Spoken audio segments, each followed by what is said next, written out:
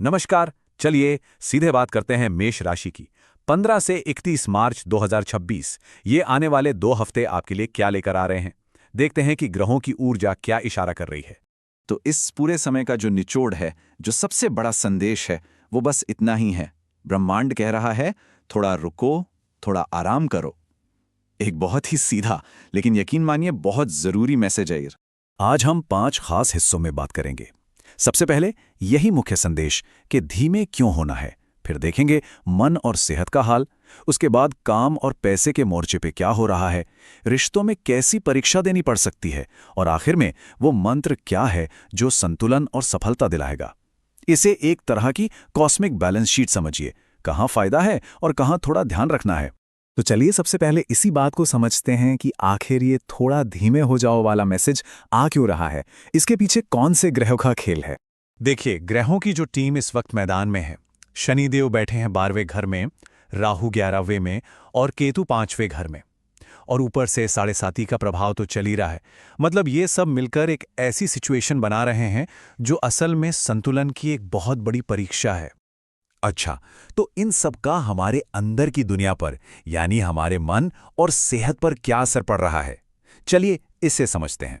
जो सबसे बड़ी चुनौती है ना, वो अंदर से आ रही है। केतु की वजह से एक मानसिक तनाव, एक अजीब सी बेचैनी बढ़ सकती है। हर वक्त चिंता लगी रहना, कंफ्यूजन होना कि क्या करें क्या ना करें, ये फीलिंग बहुत हावी रह सकती है। और ये स्लाइड देखिए, ये बहुत दिलचस्प है। ये इमोशनल हाल को दिखाती है, बिल्कुल एक लहर की तरह। कभी अचानक से बहुत ज्यादा खुशी महसूस होगी, लगेगा सब कुछ कितना अच्छा है, और फिर अचानक से बिना किसी वजह के बहुत ज्यादा दुख। ये जो इमोशनल रोलर कोस्टर है, यही इस वक्त का सबसे बड़ा लक्षण है। अब जाहिर है जो मन में इतना उतार चढ़ाव चल रहा है, वो शरीर पर भी असर दिखाएगा।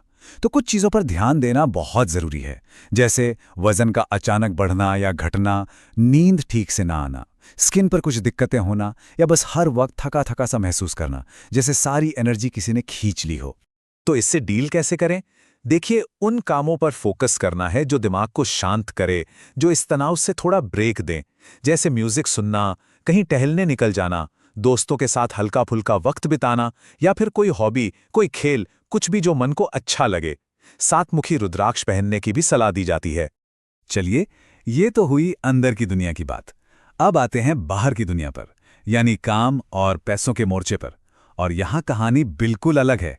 अंदर चाहे जितनी भी उथल पुथल हो, लेकिन पैसों के मामले में ये समय कमाल का है। इनकम बढ़ाने के, प्रॉफिट कमाने के और पैसा बनाने के बहुत ही जबरदस्त मौके हैं। अगर मेहनत सही दिशा में की गई तो रास्ता बिल्कुल साफ है। और ये स्लाइड ये बिल्कुल सटीक तरीके से शनि की परीक्षा को दिखाती है। देखिए, चॉइस एकदम क्लियर है। या तो ध्यान अपनी भावनाओं और आलस पर रहेगा और नतीजा हाथ में आया मौका निकल जाएगा, या फिर ध्यान काम और मेहनत पर लगाया जाएगा और नतीजा शानदार फाइनेंशियल सक्सेस। फैसला पूरी तरह से कर्म पर है। तो एक बहुत जरूरी चेतावनी है यहाँ। सबसे बड़ा खतरा है बहुत ज्यादा सोचते रहने का, बस प्लानिंग ही करते रहने का और असल में कुछ न करने का। इस समय की एनर्जी एक्शन को सपोर्ट करती है, ओवर थिंकिंग को नहीं।